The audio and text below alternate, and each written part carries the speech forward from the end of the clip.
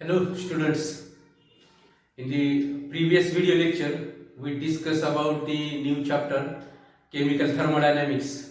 In that lecture we discuss about the system and surrounding. Also we discuss about the types of system. There are three types of systems: open system, closed system and isolated system. Also we discuss about the properties of system: extensive properties and intensive properties. In this video lecture, we discuss about the state function, a very important point, state function and path function. Also, we discuss about the various types of processes, and also we discuss about the reversible process and nature of heat and work. So, let us discuss about one by one. In this video lecture, we are going to discuss about the state function and path function. Also we discuss about the various types of processes and nature of heat and work. So let us discuss about one by one. First of all, we discuss state and state function.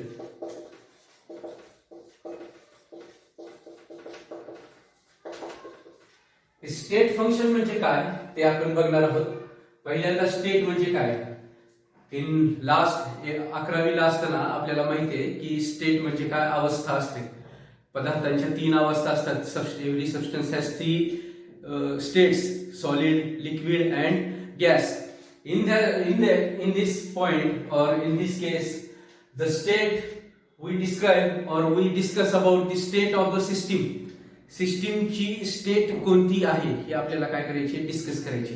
आणि त्याचबरोबर पुढे काय सांगितलेलं, state function. State function म्हणजे dependent. कशावर dependent आहे? स्टेटवर dependent आहे. ठीक आहे. तर काय असते ते बघूया आपण. म्हणजे जी एखादी व्हॅल्यू स्टेटवर जर डिपेंड असेल तर त्याला आपण म्हणत असतो स्टेट फंक्शन असं म्हणत असतो. आपल्याला सगळ्या गोष्टी ह्या क्लिअर असल्या पाहिजेत आता गोष्टीमध्ये की सिस्टीम म्हणजे काय, सराउंडिंग म्हणजे काय. ठीक आहे. तर हे लक्षात आल्याच्या नंतर आता स्टेटच्या संदर्भात आपण बघणार की every system has certain thermodynamic properties. Every system प्रत्येक सिस्टीम म्हणजे काय, मागच्या व्हिडिओ लेक्चर मध्ये सांगितलेलं आहे. The part or portion of the universe which is chosen for the thermodynamic study, त्याला आपण म्हणत असतो सिस्टीम असं म्हणत असतो. मग ही every system has certain measurable properties, measurable thermodynamic properties. ठीक आहे. थर्मोडायनामिक प्रॉपर्टीज एव्हरी सिस्टीम, प्रत्येक सिस्टीमला काय असतात काही सर्टन थर्मोडायनामिक मेजरेबल प्रॉपर्टीज. त्याच थर्मोडायनामिक प्रॉपर्टीजला मेजरेबल थर्मोडायनामिक प्रॉपर्टीजलाच आपण म्हणत असतो स्टेट व्हेरिएबल्स. काय म्हणत असतो? ह्या थर्मोडायनामिक प्रॉपर्टीजला आपण काय म्हणत असतो? State variables. And the values, लक्षात घ्या, and the values of state variables, values of state variable describe the state of system. हे सगळ्यात महत्त्वाचं वाक्य आहे, लक्षात घ्या. काय सांगितलं? the values of state variables describe the state of a system. ह्याची व्हॅल्यूज सांगत असते, स्टेट व्हेरिएबल्सच्या व्हॅल्यूज सांगत असतात आपल्याला की सिस्टीम ही कोणत्या स्टेट मध्ये आहे. बऱ्याचशा आधी कोणते स्टेट व्हेरिएबल्स आहेत. फॉर एक्झाम्पल आपण म्हणूया टेम्परेचर आहे, त्याचबरोबर प्रेशर आहे, व्हॉल्यूम आहे. ह्या अशा वेगवेगळ्या प्रकारच्या स्टेट व्हेरिएबल्स आहेत. आणि ह्या स्टेट व्हेरिएबल्सची व्हॅल्यू, जी काही व्हॅल्यू असेल काही, तर त्या व्हॅल्यू आपल्याला काय सांगत असतात? Describe the state of a system. System कोणत्या स्टेट मध्ये आहे हे आपल्याला सांगण्याचं काम हे स्टेट व्हेरिएबल्स करत असतात. फॉर एक्झाम्पल आपण कन्सिडर करूया टी इज इक्वल टू 0 आहे, T is equal to 0 degree Celsius आहे. आता T is equal to 0 degree Celsius असेल तर आपल्याला माहिती आहे की वॉटर जर असेल, आपण सिस्टीम मध्ये जर वॉटर कन्सिडर केलं असेल तर जर त्या वॉटरचं टेम्परेचर जर 0 डिग्री सेल्सिअस असेल तर ती सिस्टीम कोणत्या स्टेट मध्ये असेल? हो, सॉलिड स्टेट मध्ये असेल. समजा T is equal to 25 degree Celsius असेल, म्हणजे 25 डिग्री सेल्सिअस असेल टेम्परेचर, तर ते वॉटर कोणत्या फॉर्म मध्ये असेल? लिक्विड फॉर्म मध्ये असेल. आणि जर T is equal to 100 degree Celsius असेल, म्हणजे 100 डिग्री सेल्सिअसला असेल किंवा टेम्परेचर जर 100 डिग्री सेल्सिअस असेल तर ती सिस्टीम कोणत्या फॉर्म मध्ये असेल? व्हेपर्सच्या किंवा गॅसियस फॉर्म मध्ये असेल. म्हणजे हे कशावरून कळालं? ह्या व्हॅल्यूवरून कळालं. कोणत्या व्हॅल्यूवरून? टेम्परेचर, प्रेशर आणि व्हॉल्यूम. असे बरेचसे आहेत. तर हे काय? टेम्परेचर, प्रेशर, व्हॉल्यूम हे काय? State variable. स्टेट व्हेरिएबल्स म्हणजे काय करत असतात? ते डिस्क्राईब करत असतात. काय डिस्क्राईब करत असतात? State of a system. System कोणत्या स्टेट मध्ये आहे हे सांगण्याचं काम हे कोण करत असतात? स्टेट व्हेरिएबल्स करत असतात, किंवा त्याला आपण म्हणत असतो थर्मोडायनॅमिक प्रॉपर्टीज करत असतात.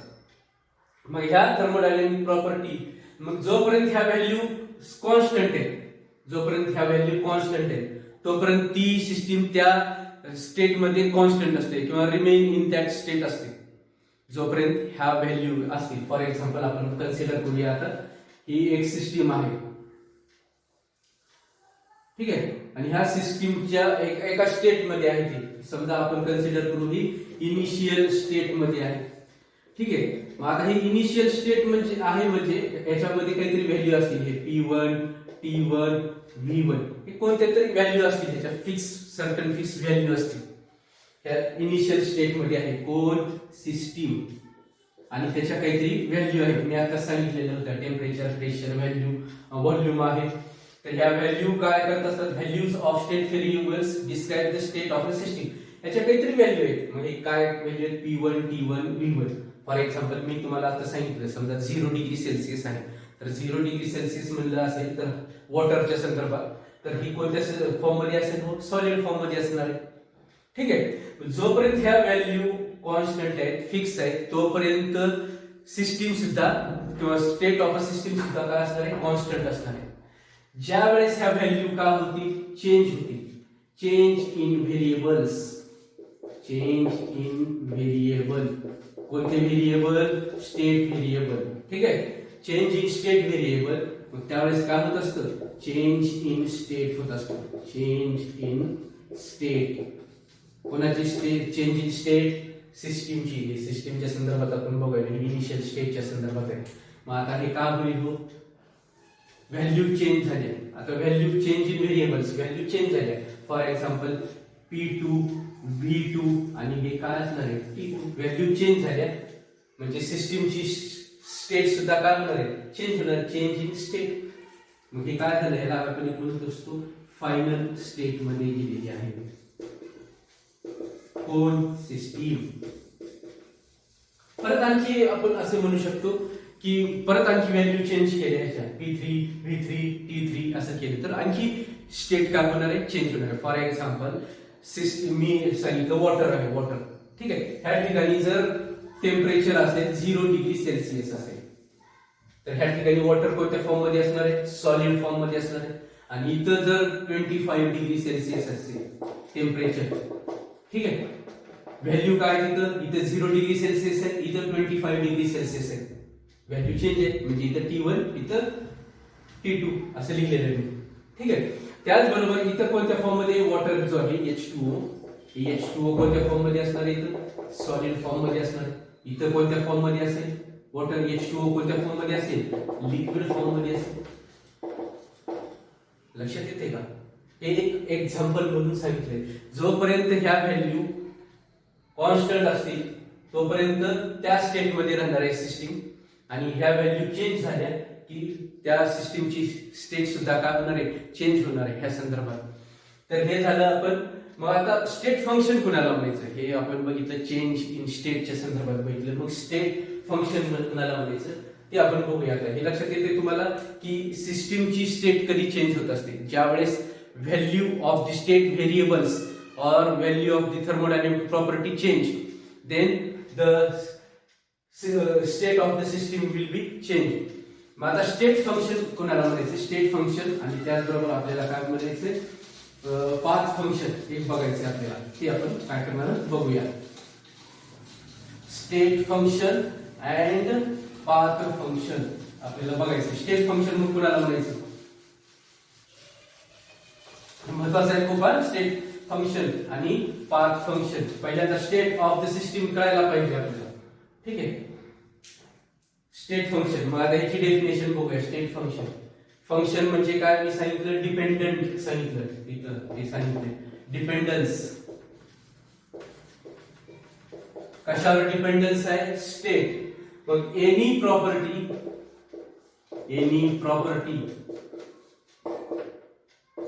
of system, any property of a system whose value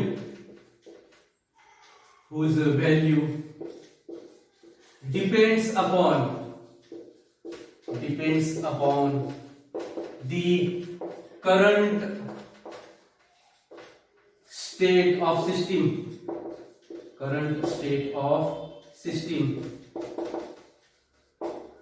त्याला आपण म्हणत असतो स्टेट फंक्शन. स्टेट फंक्शन म्हणजे पर्टिक्युलर सिस्टीम जर एखाद्या स्टेट मध्ये असेल तर त्यावेळेसच त्या प्रॉपर्टीची व्हॅल्यू आपण काय करू शकतो, फाइंड आउट करू शकतो. फॉर एक्झाम्पल लिक्विड मध्ये आहे, लिक्विडच्या फॉर्म मध्ये आहे एखादी सिस्टीम, किंवा वॉटर लिक्विड फॉर्म मध्ये आहे, त्यावेळेसच आपण त्याचं टेम्परेचर किंवा प्रेशर किंवा आणखी व्हॉल्यूम काय करू शकतो, मेजर करू शकतो. मग ह्या ज्या अशा काही प्रॉपर्टी आहेत की ज्या property of the system whose value depends upon the current state of the system. ज्या स्टेट काहीतरी असेल, सिस्टीम कोणत्या तरी स्टेट मध्ये असेल, त्यावेळेसच त्याची व्हॅल्यू आपण काय करू शकतो, फाइंड आउट करू शकतो. त्याला आपण म्हटलेलं आहे स्टेट फंक्शन. लक्षात घ्या काय सांगितलेलं आहे, state function any property of the system whose value, ह्या प्रॉपर्टीची व्हॅल्यू कधी फाइंड आउट करू शकते, ते जेव्हा सिस्टीम कोणत्या तरी पर्टिक्युलर स्टेट मध्ये असेल त्यावेळेसच आपण त्याची व्हॅल्यू फाइंड आउट करू शकतो. त्याला आपण म्हणत असतो स्टेट फंक्शन. आणि पाथ फंक्शन म्हणजे काय, मग आता बघूया. आता पाथ फंक्शन म्हणजे काय, फंक्शन म्हणजे काय ते तर सांगितले आणखी, डिपेंडन्स. मग पाथ फंक्शन म्हणजे काय, any property of the system, the property of system, the property of system whose value depends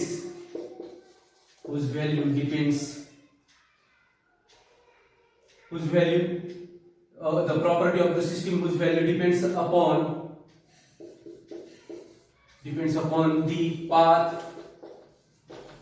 followed to reach that state. State मध्ये जाण्यासाठी किंवा स्टेट रीच करण्यासाठी किंवा स्टेट पर्यंत पोहोचण्यासाठी कोणता पाथ फॉलो केला, त्याच्यावर ज्या प्रॉपर्टीची व्हॅल्यू डिपेंड राहते त्याला आपण म्हणत असतो पाथ फंक्शन. आता फॉर एक्झाम्पल मी एक एक्झाम्पल देतो. ह्याचे एक्झाम्पल्स आहेत वर्क, एक्झाम्पल आहे ह्याचं वर्क W, ठीक आहे, किंवा हीट, हे त्याचे काय एक्झाम्पल्स आहेत. आता पाथ फंक्शनचे आता वर्क आहे. फॉर एक्झाम्पल मी एक्झाम्पल देतो. ग्राउंड फ्लोअर आहे आणि फर्स्ट फ्लोअर आहे. आता ग्राउंड फ्लोअरवरून फर्स्ट फ्लोअरला येण्यासाठी आपण दोन मार्ग वापरू शकतो. कोणता मार्ग वापरू शकतो, एक आपण पायऱ्या स्टेअरकेसनं चढून येऊ शकतो, आणि त्याचबरोबर आपण कशाच्या सहाय्याने येऊ शकतो, लिफ्टच्या सहाय्याने येऊ शकतो. मग आता ह्या ठिकाणी काय होतं, ग्राउंड फ्लोअरहून फर्स्ट फ्लोअरला येण्यासाठी आपण दोन मार्ग वापरले, बरोबर आहे. ग्राउंड फ्लोअर ही एक स्टेट झाली आणि फर्स्ट फ्लोअर ही एक स्टेट झाली. मग एका स्टेट कडून दुसऱ्या स्टेटकडे येण्यासाठी किंवा फर्स्ट फ्लोअरवर येण्यासाठी आपण काय केलं, एकतर चढून येऊ शकतो म्हणजे पायऱ्याचं हे करून येऊ शकतो, किंवा दुसरं काय सांगितलं मी ह्याच्या संदर्भात लिफ्टनं येऊ शकतो.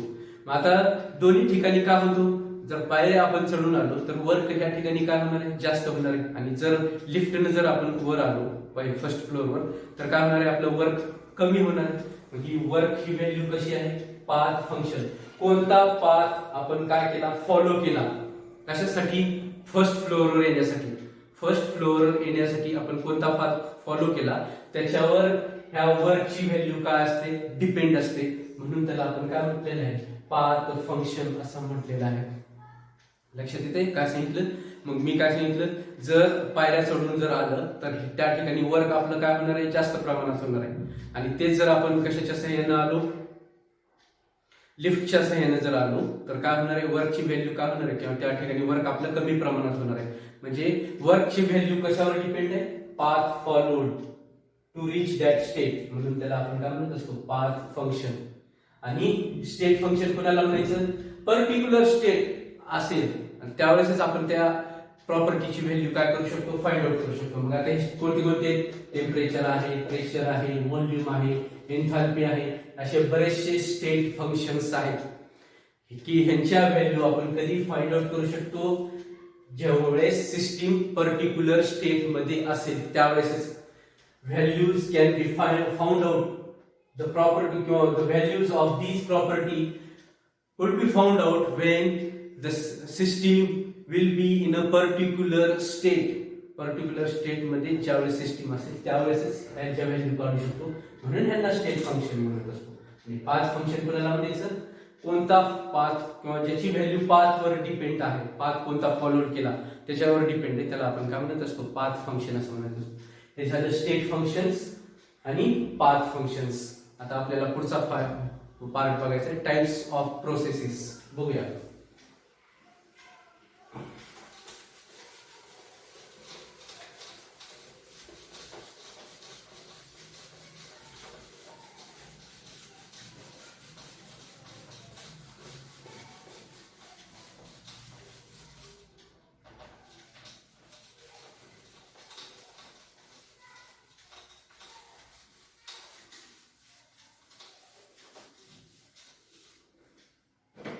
काय बघायचं आपल्याला, पुढचा पार्ट, टाइप्स ऑफ प्रोसेसेस.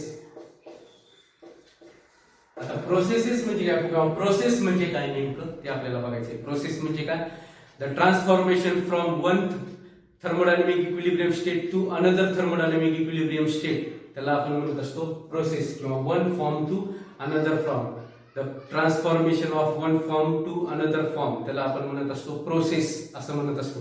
आता हे बघायचं आपल्याला कोणाच्या संदर्भात, थर्मोडायनॅमिक्सच्या संदर्भात किंवा सिस्टीमच्या संदर्भात बघायचे आपल्याला. किती वेगवेगळ्या प्रकारचे प्रोसेसेस आहेत. मग पहिली प्रोसेस आहे त्याला आपण म्हणत असतो आयसोथर्मल प्रोसेस. Isothermal process.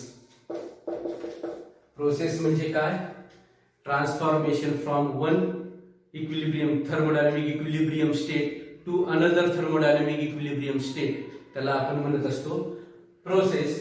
मग आता ह्या प्रोसेस जे आहेत, ट्रान्सफॉर्मेशन जे होणार आहे ते कशा प्रकारे होणार आहे ते आपल्याला काय करायचंय आता बघायचंय. पहिली आहे आयसोथर्मल प्रोसेस. मग आयसोथर्मल प्रोसेस म्हणजे नंतर इथं आयसो म्हणजे काय आहे, ह्या ठिकाणी सेम आहे म्हणत असतो आपण.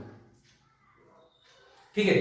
मग आता सेम आहे म्हणल्याच्या नंतर आणि थर्मल म्हणजे काय आहे, टेम्परेचर म्हणत असतो आपण. ठीक आहे, सेम टेम्परेचर. आयसोथर्मल प्रोसेस म्हणजे काय, the process in which process अशा प्रकारे कंडक्ट करतोय आपण, the process in which transformation होईल सिस्टीम मधल्या जे काय रिएक्टंट किंवा रिएक्टिव्ह मधून प्रोडक्ट मध्ये चाललं असेल, the process in which the temperature of the system remains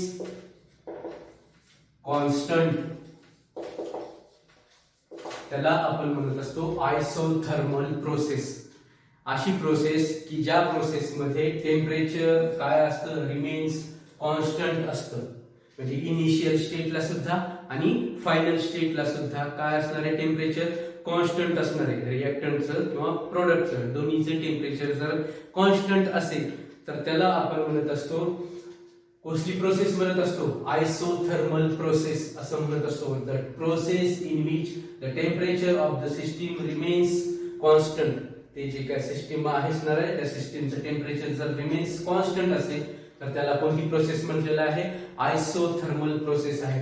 मग ह्या ठिकाणी डेल्टा टी जे आहे इज इक्वल टू काय असतं, 0 असतो. टेम्परेचर कॉन्स्टंट आहे त्याच्यामुळे चेंज इन इंटरनल एनर्जी सुद्धा काय असते, 0 असते. इंटरनल एनर्जी म्हणजे काय ते आपण पुढे बघणारच आहोत, पण तात्पुरतं हे लक्षात ठेवा, delta T is equal to 0 असतो. डेल्टा टी कसं कॅल्क्युलेट करत असतो, delta T is equal to T2 minus T1 असं कॅल्क्युलेट करत असतो. म्हणजे T2 सुद्धा सेमच आहे, दोन्ही सेम असणार आहे, त्याच्यामुळे ह्या दोघांची काय असणार आहे, जी व्हॅल्यू येणार आहे ती काय 0. ह्याची व्हॅल्यू सेम आहे, ह्याची व्हॅल्यू सेम आहे. समजा ह्याची 0 आहे, ह्याची समजा 25 आहे, नंतर सुद्धा 25 असणार आहे. 25 मायनस 25 किती असणार आहे, 0. म्हणजे delta T is equal to काय असणार आहे, 0. म्हणजे टेम्परेचर रिमेन्स काय आहे, कॉन्स्टंट आहे. म्हणून change in delta T, change in temperature is equal to काय असतं, 0 असणार आहे. मग ह्या ठिकाणी काय होत असतं, टेम्परेचर कॉन्स्टंट ठेवण्यासाठी सिस्टीम काय करत असते, कधी कधी सराउंडिंग कडून हीट घेत असते किंवा सिस्टीम ही काय करत असते, सराउंडिंगला हीट काय करत असते, पाठवत असते. In order to keep the temperature constant, system ही काय करत असते, सिस्टीम लक्षात घ्या, ती सिस्टीम आपलं टेम्परेचर कॉन्स्टंट ठेवण्यासाठी कधी कधी हीट बाहेरही टाकते आणि कधी कधी हीट बाहेरून घेत असते, म्हणजे सराउंडिंग कडून हीट घेत असते, ऍब्सॉर्ब करत असते. कशासाठी, टेम्परेचर काय करण्यासाठी, कॉन्स्टंट ठेवण्यासाठी. त्याला आपण म्हणत असतो isothermal process.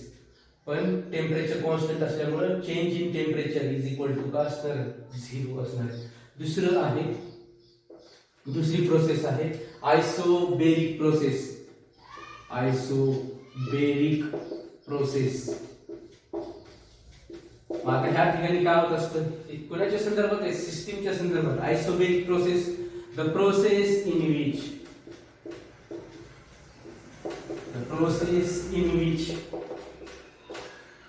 the pressure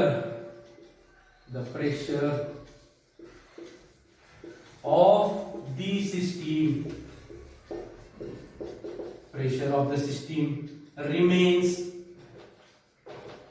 constant. त्याला आपण म्हणत असतो आयसोबेरिक प्रोसेस. आयसो म्हणजे सेम आणि बार, हे बार म्हणजे काय असणार आहे, या ठिकाणी प्रेशर असणार आहे. ठीक आहे, तर प्रेशरच्या संदर्भात हे प्रेशर काय असणार आहे, रिमेन्स कॉन्स्टंट असणार आहे त्या प्रोसेस मध्ये. त्याला आपण म्हणत असतो आयसोबेरिक प्रोसेस. ज्या प्रोसेस मध्ये इनिशियल आणि फायनल हे प्रेशर काय असणार आहे, सेमच असणार आहे, त्याला आपण म्हणत असतो आयसोबेरिक प्रोसेस. मग in this case delta P is equal to काय असतं, या ठिकाणी 0 असतं. Example, a process conducted in a open container at a constant atmospheric pressure. तर त्यावेळेस ती प्रोसेस कोणती असेल, आयसोबेरिक प्रोसेस असेल. त्या ठिकाणी प्रेशर रिमेन्स कॉन्स्टंट असतं. तिसरी प्रोसेस आहे त्याला आपण म्हणत असतो आयसोकोरिक प्रोसेस. Isochoric process. आता ही आयसोकोरिक प्रोसेस म्हणजे काय, the process in which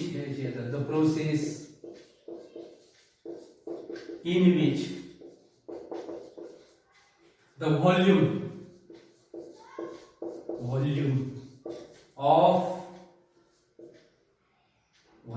of the system हे काय असणार आहे, remains constant.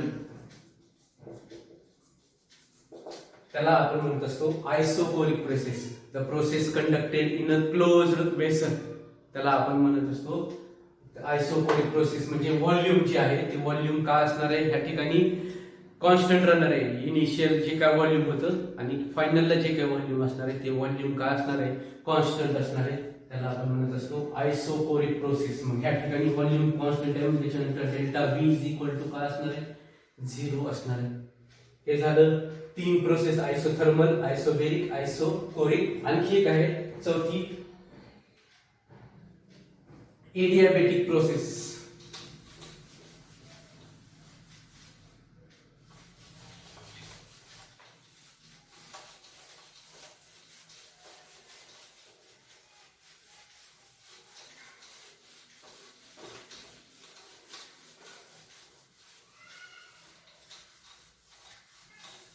कोणती आहे? Adiabatic process. Adiabatic process. या ठिकाणी काय असतं मग? एडियाबॅटिक प्रोसेस मध्ये Q इज इक्वल टू 0 असतो. आता काय नेमकं बघूया. Adiabatic process are those process in which the process in which there is no exchange of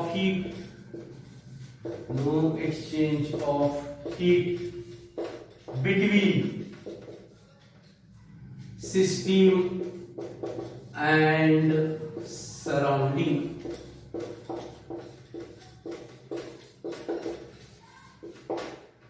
Which means the system is completely insulated from the surrounding. त्याला आपण म्हणत असतो, कोणती म्हणत असतो? एडियाबॅटिक प्रोसेस. ह्या प्रोसेस मध्ये काय होत नाही? There is no exchange of heat between system and surrounding. System कडून हीट सराउंडिंगला जात नाही आणि सराउंडिंग कडून हीट कुठे येत नाही? सिस्टीमला येत नाही. आणि म्हणून इथं काय लिहिलेलं आहे? Q is equal to 0. आता ह्या ठिकाणी आपण असं कॅपिटल Q लिहू शकतो. Q सिंबल कशासाठी आहे? हीट साठी आहे. ह्या ठिकाणी हीट जी आहे ही हीट काय होणार नाही? सिस्टीम कडून सराउंडिंगला जाणार नाही आणि सराउंडिंग कडून कुठे येणार नाही? सिस्टीमला येणार नाही. म्हणजे system is completely insulated from the surrounding. हे आपण बघितलेलं होतं आयसोलेटेड सिस्टीमच्या संदर्भात एक बघितलेलं होतं. म्हणजे हीट एक्सचेंज होत नाही. ठीक आहे. तर त्या ठिकाणी सिस्टीम आणि सराउंडिंग मध्ये नो एक्सचेंज ऑफ हीट, त्याच्यामुळे Q इज इक्वल टू काय असणार आहे? 0. त्याचबरोबर ह्या ठिकाणी काय होणार आहे की हीट बाहेर जात नाही आणि बाहेरची हीट मध्ये येत नाही किंवा सिस्टीमला येत नाही. त्याच्यामुळे काय होत असतं? टेम्परेचर रिमेन्स काय असणार आहे? कॉन्स्टंट राहणार नाही. ह्या ठिकाणी ते टेम्परेचर काय होऊ शकतं? व्हेरिएबल होऊ शकतं. एखादी सिस्टम एखादी प्रोसेस जर एक्झोथर्मिक असेल तर हीट बाहेर जात नसल्यामुळे टेम्परेचर ऑफ द सिस्टीम काय होणार आहे? इन्क्रीज होणार आहे. त्याचबरोबर एखादी प्रोसेस जर एंडोथर्मिक असेल, जर टेम्परेचर कमी झालं तर टेम्परेचर कमी झालं बाहेरून हीट येऊ शकत नाही आणि त्याच्यामुळे काय होऊ शकतं की टेम्परेचर व्हेरिएबल राहू शकतं त्या ठिकाणी. कारण हीट बाहेरून सिस्टीम सराउंडिंग कडून सिस्टीम कडे येत नाही, सिस्टीम कडून कुठे जात नाही? सराउंडिंग कडे जात नाही. आणि म्हणून Q इज इक्वल टू 0. आणि टेम्परेचर काय होऊ शकतं? Temperature of the system remains increases or decreases. ह्या ठिकाणी हे झालं एडियाबॅटिक प्रोसेसच्या संदर्भात. आता पुढचा भाग बघायचा आपल्याला, सगळ्यात महत्त्वाचा आहे आणि तो म्हणजे काय? Reversible process. हे परीक्षेमध्ये विचारू शकतात. रिव्हर्सिबल प्रोसेस काय आहे बघूया आपण. आता सगळ्यात महत्त्वाचं आहे रिव्हर्सिबल. नावातच आहे रिव्हर्सिबल प्रोसेस. काय आहे बघूया आता. Reversible process. रिव्हर्सिबल प्रोसेस म्हणजे नावाप्रमाणेच आहे. तर आपण मी पहिल्यांदा तुम्हाला एक एक्झाम्पल सांगेल आणि ते एक्झाम्पल सांगितल्याच्या नंतर तुम्हाला ते लक्षात येऊन जाईल.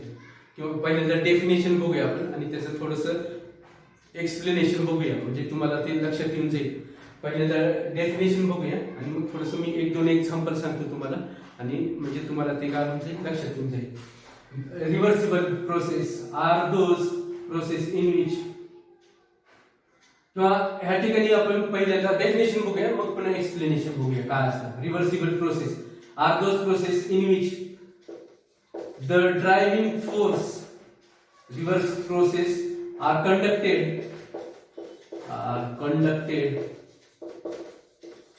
in such a way that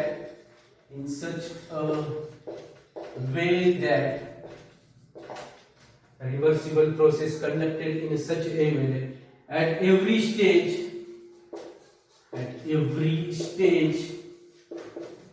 the driving force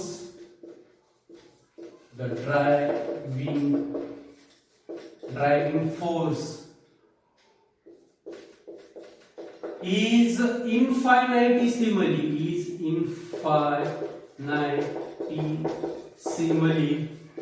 हे सगळ्यात महत्त्वाचं आहे. इन्फायनाइटिसिमली म्हणजे व्हेरी स्मॉल. लिहितो मी very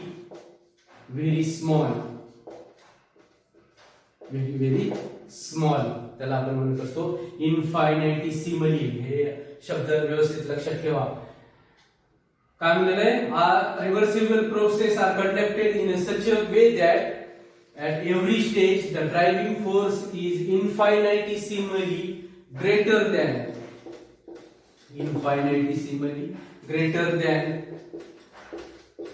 the opposing force,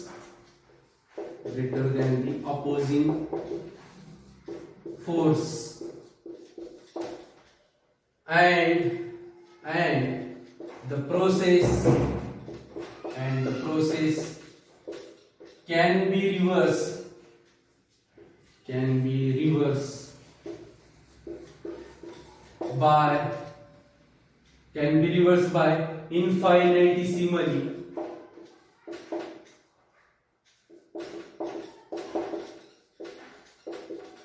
change in the condition. ह्याला आपण म्हणत असतो रिव्हर्सिबल प्रोसेस. काय म्हटलेलं, reversible process are conducted in such a way that at every stage the driving force is infinitesimally greater than the opposing force and the process can be reversed by infinitesimal change in the condition. थोडंसं जरी आपण हे केलं तरी process काय होऊ शकते, reverse होऊ शकते. त्याला आपण म्हणत असतो रिव्हर्सिबल प्रोसेस. आता हे नेमकं काय बघूया. एखादी रिव्हर्सिबल प्रोसेस किंवा एखादी प्रोसेस होण्यासाठी किंवा एखादी रिएक्शन होण्यासाठी दोन फोर्सेसची गरज असते. एक असतो ड्रायव्हिंग फोर्स, जो ड्रायव्हिंग फोर्स काय करत असतो, रिएक्शनला पुढे घेऊन जात असतो, फॉरवर्ड डायरेक्शनने घेऊन जात असतो. आणि दुसरा आहे ऑपोजिंग फोर्स. ठीक आहे, तो काय करत असतो, रिएक्शनला फॉरवर्ड प्रोसेसला किंवा फॉरवर्ड डायरेक्शनला घेऊन जाणे त्याला काय करत असतो, ऑपोज करत असतो. आणि म्हणून त्याला आपण म्हणत असतो ऑपोजिंग फोर्स असं लिहिलेलं आहे इथं. ऑपोजिंग फोर्स हा ड्रायव्हिंग फोर्स कुठे घेऊन जात असतो, फॉरवर्ड डायरेक्शनला. ठीक आहे, आणि हा अपोजिंग फोर्स काय करत असतो, त्याला अपोज करत असतो फॉरवर्ड डायरेक्शनला जाण्यापासून. मग आता ह्या ठिकाणी काय होत असतं, ड्रायव्हिंग फोर्स इज इन, ह्या ठिकाणी काय म्हणलेलं आहे, मग रिव्हर्सिबल प्रोसेसच्या ठिकाणी काय करत, conducted in such a way that every stage the driving force हा काय असणार आहे, थोडासा इन्फायनाइटेसिमली ग्रेटर असणार आहे. कोणापेक्षा, ऑपोजिंग फोर्स पेक्षा.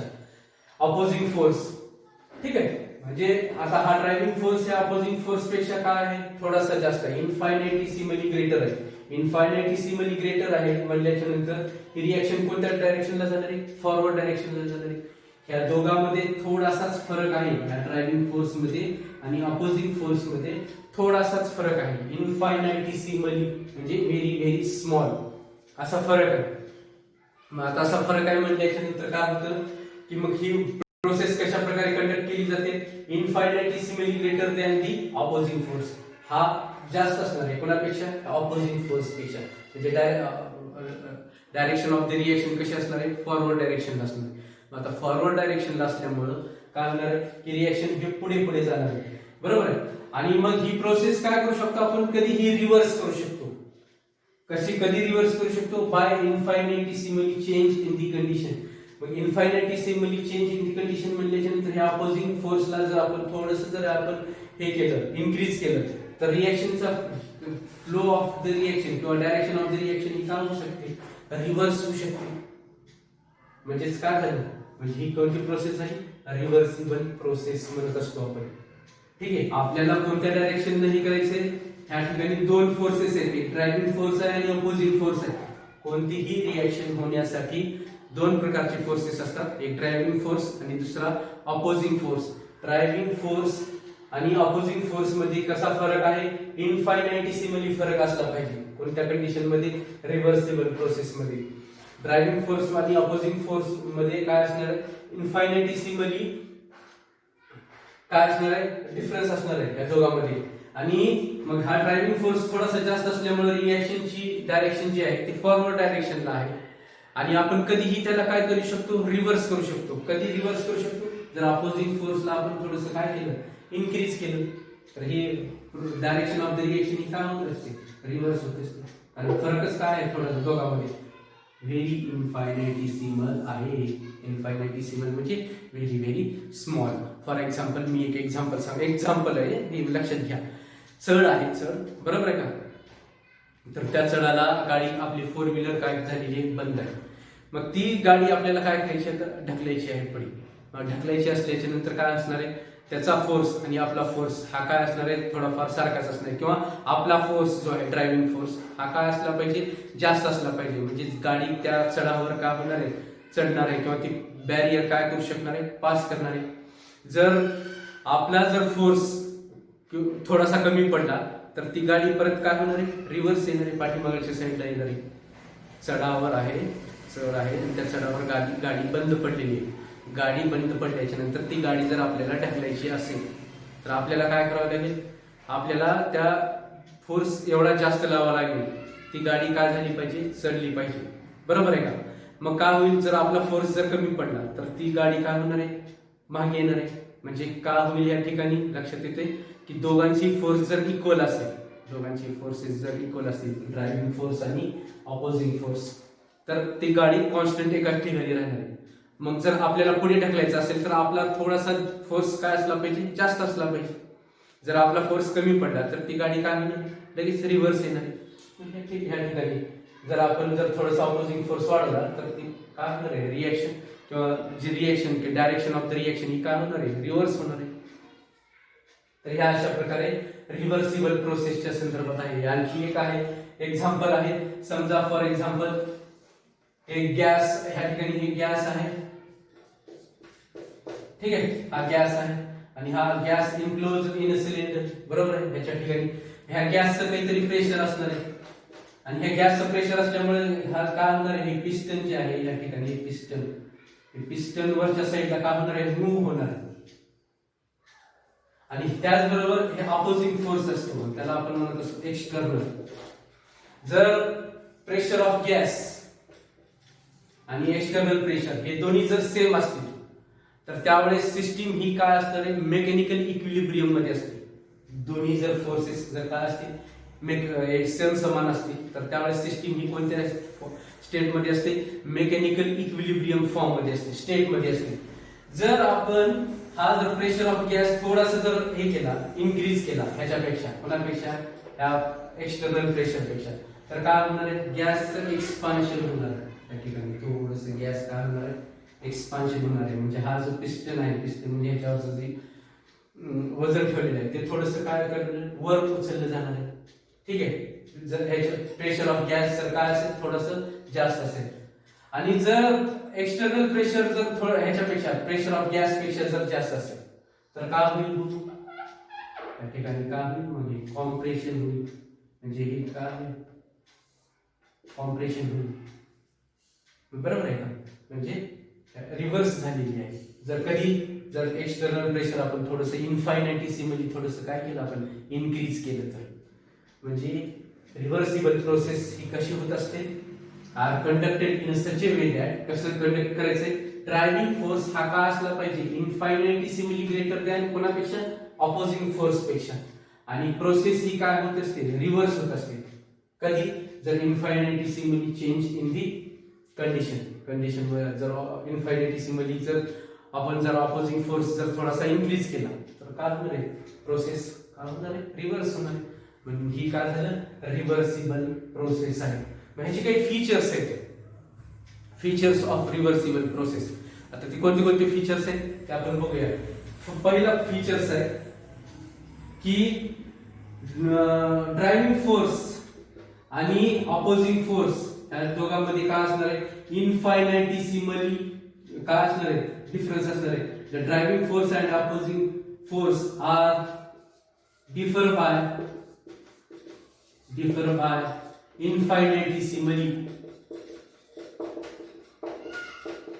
इन्फायनाइटेसिमली दोघांमध्ये काय असणार आहे, फक्त हे फीचर्स आहेत रिव्हर्सिबल प्रोसेस कंडक्ट करण्याचे. ठीक आहे. जर एखादा फोर्स दोघांमध्ये जर डिफरन्स खूप जास्त असेल तर त्या ठिकाणी ती रिव्हर्सिबल प्रोसेस होऊ शकत नाही, लक्षात घ्या. दुसरा आहे ह्या ठिकाणी की ऍट एव्हरी स्टेज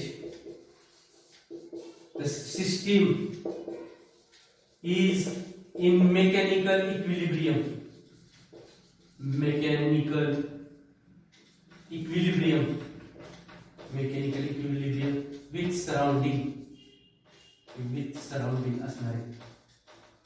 हे काय सांगायला मी तुम्हाला, हे फीचर्स सांगायला मी, लक्षात घ्या. कुणाचे फीचर्स आहेत, या रिव्हर्सिबल प्रोसेसचे फीचर्स सांगायला मी. ड्रायव्हिंग फोर्स आणि अपोजिंग फोर्स हे काय असणार आहे, डिफर बाय इन्फायनाइटेसिमली. त्याचबरोबर एव्हरी स्टेज झाल्याच्या नंतर, म्हणजे थोडीशी आपण गाडी जर ढकलली पुढे, तर काय होणार आहे, हे system is remains in mechanical equilibrium. म्हणजे दोघांचेही फोर्सेस जे आहेत ते काय होत असतात, सेम होत असतात. तिसरा एक पॉइंट आहे, याच्या संदर्भातला सांगू शकतो मी, की the process conducted in a infinite number of steps. The process conducted infinite number of steps. Infinite number of steps. आता ह्या ठिकाणी मी तुम्हाला एक्झाम्पल सांगितलं होतं बघा, मी आपण गाडी ढकलते 4 व्हीलर, आणि ती गाडी 4 व्हीलर ढकलत असताना काय होणार आहे, आपल्याला काय होणार आहे, एका झटक्यात ढकलू शकतो का आपण, नाही, थोडं आपण काय करत असतो, त्याला ढकलत असतो. म्हणजेच काय होते, त्या ठिकाणी इनफायनाइट नंबर ऑफ स्टेप्स त्या ठिकाणी काय होणार आहे. आणि चौथं, मॅक्झिमम वर्क इज ऑब्टेन्ड. मग ह्या ठिकाणी काय होत असतं, मॅक्झिमम वर्क होत असतं, कारण इनफायनाइट नंबर ऑफ स्टेप्स मध्ये प्रोसेस व्हायली, त्याच्यामुळे काय होतं की मॅक्झिमम वर्क टर्न होत असतं रिव्हर्सिबल प्रोसेस मध्ये. हे त्याचे काय झाले, ते फीचर्स झालेले आहेत, सांगितलेले. कोणते ऑपोजिंग ड्रायव्हिंग फोर्स आणि अपोजिंग फोर्स हे काय असणार, इनफायनाइटेसिमली डिफरन्स असणार आहे दोघांमध्ये. त्याच्यानंतर मेकॅनिकल इक्विलिब्रियम अटेंड करणार आहे सिस्टीम प्रत्येक स्टेप झाल्याच्या नंतर. इनफायनाइट नंबर ऑफ स्टेप्स होणार आहेत त्या ठिकाणी मी तुम्हाला सांगितलं. आणि चौथं काय सांगितलं, मॅक्झिमम वर्क त्या ठिकाणी काय होणार आहे, ऑब्टेन होणार आहे. कोणाच्या संदर्भात, रिव्हर्सिबल प्रोसेसच्या संदर्भात. तर हे आपण बघितलेलं आहे. पुढचा भाग आपल्याला बघायचा आहे, आणि तो म्हणजे काय, नेचर ऑफ हीट अँड वर्कच्या संदर्भात आहे. बघूया. Now we discuss about the nature of heat and work. Nature of heat and work. First of all, we discuss about the work and then heat. First of all, discuss about the work. In mechanics, work is force into displacement. In mechanics, work is equal to force into displacement. Work is equal to force into displacement in mechanics. But we discuss about in chemical thermodynamics. In chemical thermodynamics, the work is pressure volume type of work. Pressure volume type of work means the gas expands or compress against the constant external pressure. त्याला आपण म्हणत असतो PV type of work in chemical thermodynamics. काय असतं, work जे असतं आपण थर्मोडायनामिक्सच्या संदर्भात अभ्यास करतोय, ठीक आहे, थर्मोडायनामिक्स. आणि ह्या थर्मोडायनामिक्स मध्ये जे वर्क असतं ते वर्क असतं PV work type of work असतं. PV टाइप म्हणजे pressure volume type work. Pressure volume type work म्हणजे gas, when a gas in a system expand or compress against the constant external pressure, तर त्याला वेळेस आपण काय करणार आहे, ते PV टाइप ऑफ वर्क असणार आहे. किंवा थर्मोडायनामिक्स मध्ये वर्क कधी झालं असं म्हणत असतो आपण, की ज्यावेळेस गॅस हा एक्सपांड होत असतो against a constant external pressure, किंवा गॅस जो आहे सिस्टीम मधला जो गॅस आहे तो गॅस का होणार आहे, कॉम्प्रेस होणार आहे. कशामुळे कॉम्प्रेस होणार आहे, due to the external pressure. तर ज्यावेळेस गॅसचं एक्सपान्शन होणार आहे किंवा कॉम्प्रेशन होणार आहे अगेन्स्ट कॉन्स्टंट एक्सटर्नल प्रेशर, तर त्यावेळेस जे काही वर्क झालेलं असतं ते वर्क म्हणत असतो आपण थर्मोडायनामिक्स मधलं, आणि त्या वर्कला आपण म्हणत असतो PV type of work, pressure volume type of work असं म्हणत असतो. लक्षात येते? ठीक आहे. मग आता हे pressure volume type of work is equal to हेच राहणार आहे. हे आपल्याला काय करणार आहे आपण बघणार आहोत. मग बघूया आपण आता प्रेशर म्हणजेच काय असतो. प्रेशर म्हणजेच काय असणार आहे. Pressure is equal to force per unit area, बरोबर आहे, असं राहतं आपल्याला. मग आता आपण ही जी व्हॅल्यू आहे पीव्ही इज इक्वल टू, आपण ही व्हॅल्यू प्रेशरची व्हॅल्यू ही जी व्हॅल्यू ह्याच्यामध्ये पुटअप करूया. मग काय आलं, फोर्स पर एरिया इंटू हे काय झालं व्ही. ठीक आहे. मग आता आपल्याला माहिती आहे की ए म्हणजे काय एरिया आणि व्ही म्हणजे काय व्हॉल्यूम. मग आता आपण कन्सिडर करूया हे टी म्हणजे काय असणार आहे, डिस्टन्स असणार आहे. ठीक आहे, डिस्टन्स असणार आहे. मग आपण कन्सिडर, मग आपल्याला माहिती आहे we know that a is equal to distance square आणि v is equal to distance cube. Volume आपण म्हणतो volume is equal to distance cube आणि a is equal to distance square. ह्या दोन्ही व्हॅल्यू ह्या इक्वेशन मध्ये आपण काय करूया, पुटअप करूया. मग काय आलं, F work is equal to, ठीक आहे, वर्क इज इक्वल टू हे फोर्स पर अपॉन एरिया म्हणलेलं आहे. मग हे एरियाची व्हॅल्यू किती आहे, डी स्क्वेअर आणि व्हॉल्यूमची काय डी क्यूब. म्हणजे काय होईल, कॅन्सल होईल. म्हणजे डब्ल्यू इज इक्वल टू काय येईल त्या ठिकाणी परत काय आलं, फोर्स इंटू डिस्प्लेसमेंट आलं या ठिकाणी. ठीक आहे. म्हणजे PV is equal to F into D, हे तसंच येणार आहे आणखी. ठीक आहे. मग आता आपण ह्याच्या संदर्भात मोर एक्सप्लेनेशन बघणार आहोत. आपण केमिकल रिएक्शन्स कन्सिडर करूया आपण आता ह्या ठिकाणी. आणि त्या केमिकल रिएक्शन्स कोणत्या आहेत, दोन प्रकारच्या केमिकल रिएक्शन्स आहेत. एका रिएक्शन मध्ये एक्सपान्शन होणार आहे, गॅसचं एक्सपान्शन होणार आहे.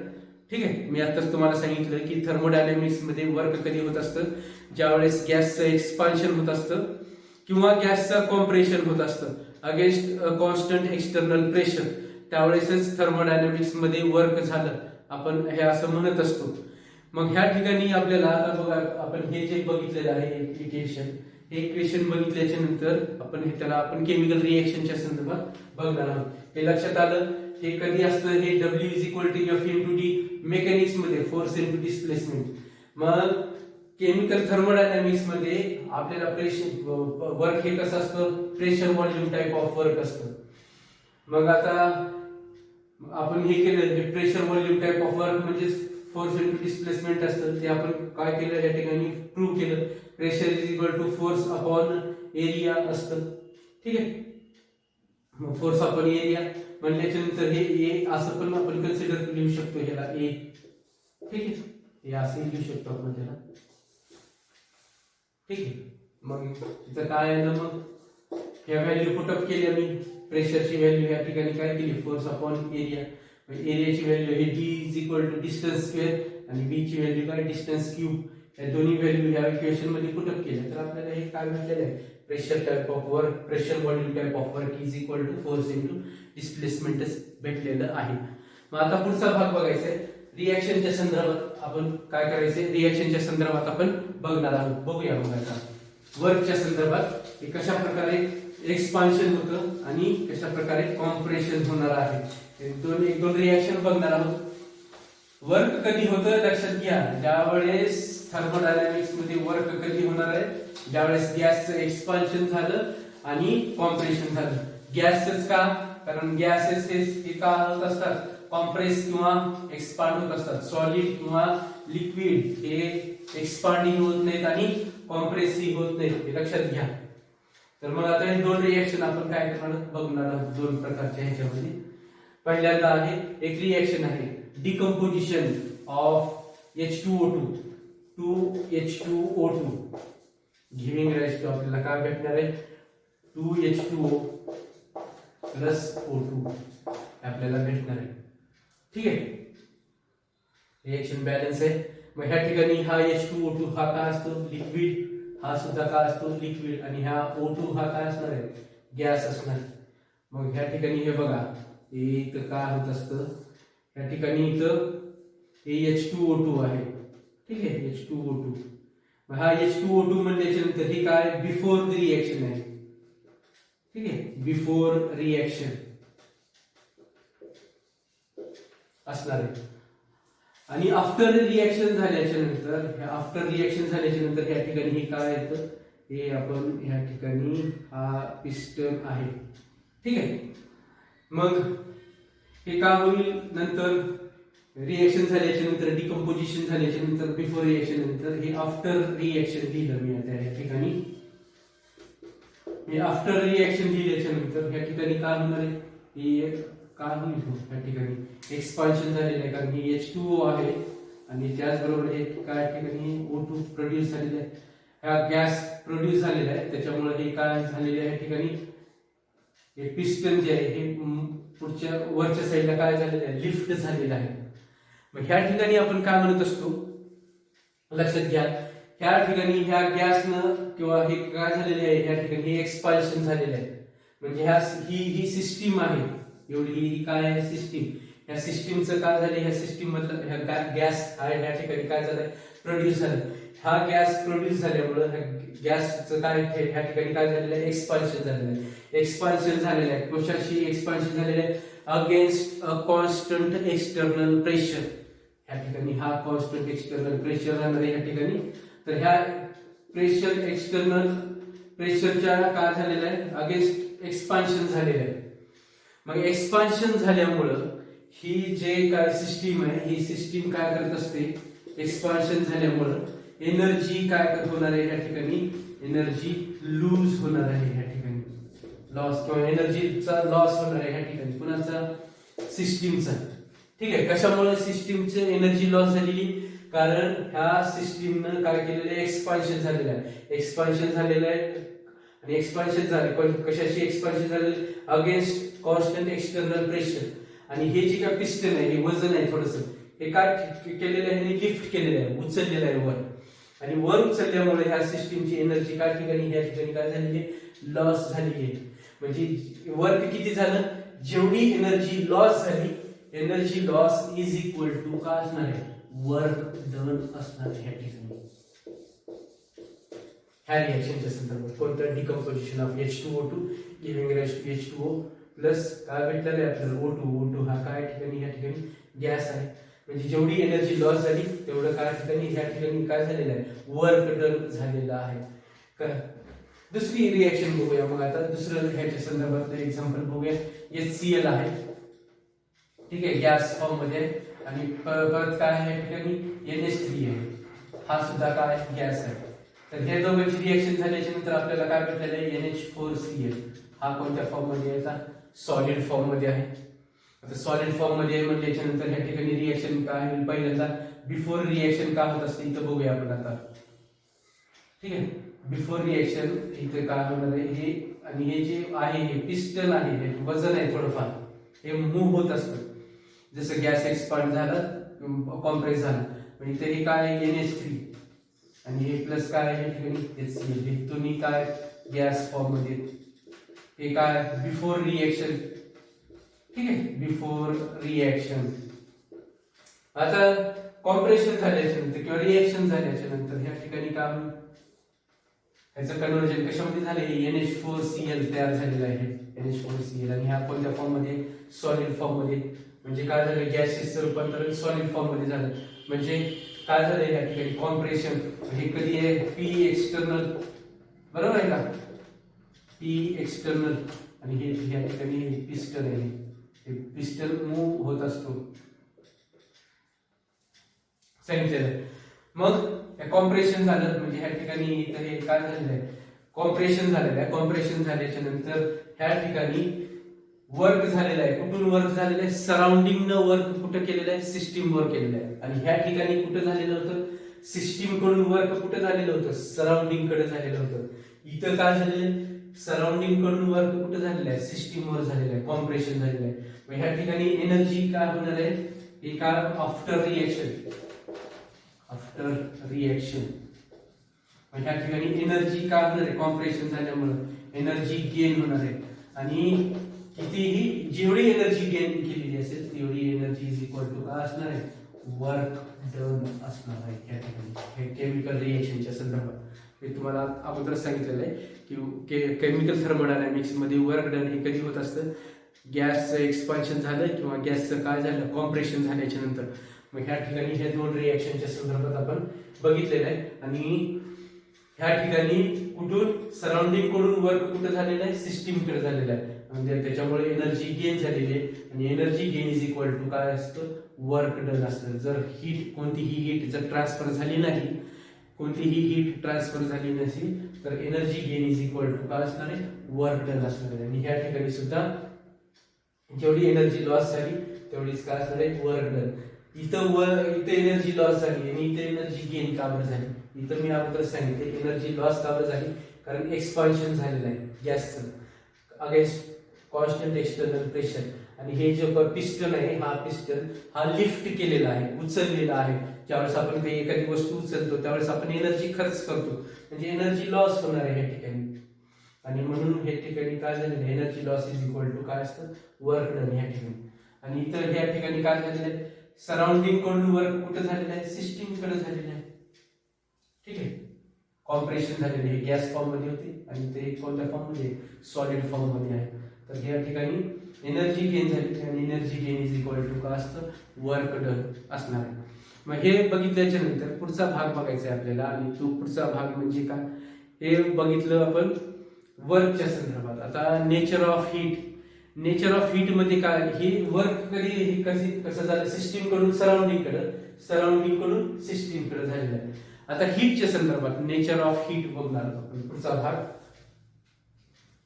बघूया आपण आता काय आहे.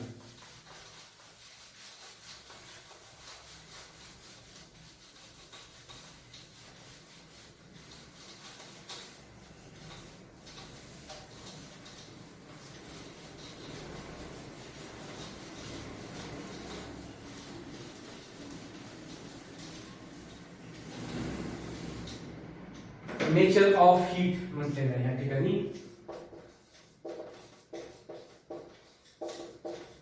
हीटचा सुद्धा काय होणार आहे, या ठिकाणी फ्लो होणार आहे सिस्टीम कडून सराउंडिंग कडे आणि सराउंडिंग कडून सिस्टीम कडे. कधी होणार आहे फ्लो, सिस्टीम कडून सराउंडिंग कडे. आता या ठिकाणी सिस्टीम दिलेली आहे, सिस्टीम कडून हीट सराउंडिंग कडे जाणार आहे, ही सराउंडिंग असेल. ठीक आहे, आणि सराउंडिंग कडून हीट कुठे येईल, सिस्टीम कडे येईल. हे कधी होईल, सराउंडिंग कडून हीट सिस्टीम कडे येणार आहे आणि सिस्टीम कडून हीट सराउंडिंग कडे येईल. कधी होणार आहे, ज्यावेळेस टेम्परेचर या ठिकाणी काय असणार आहे, डिफरन्स असणार आहे, temperature difference. The cause of heat transfer, the cause of heat transfer is due to the temperature difference between the system and surrounding. System and surrounding मध्ये जो टेम्परेचर डिफरन्स आहे, तो टेम्परेचर डिफरन्स मुळे काय होणार आहे की हीटचा फ्लो होणार आहे.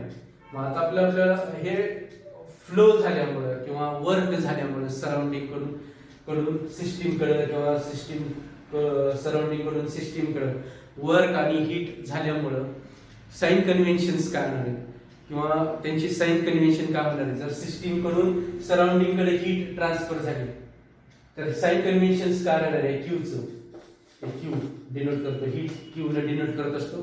तर ह्या क्यूचं साइन काय राहणार आहे, प्लस राहणार आहे का मायनस राहणार आहे. जर सराउंडिंग कडून सिस्टीम कडे आली तर हीट ह्याचं कन्व्हेन्शन काय राहणार आहे, साइन कन्व्हेन्शन मायनस राहणार आहे का प्लस राहणार आहे. आपण काय करणार आहोत आता बघणार आहोत. पुन्हा कोणाचे बघायचे आपल्याला, वर्कचे बघायचे आणि त्याचबरोबर कोणाचं बघायचं आपल्याला, हीटचं. काय बघायचे, साइन कन्व्हेन्शन्स बघायचे.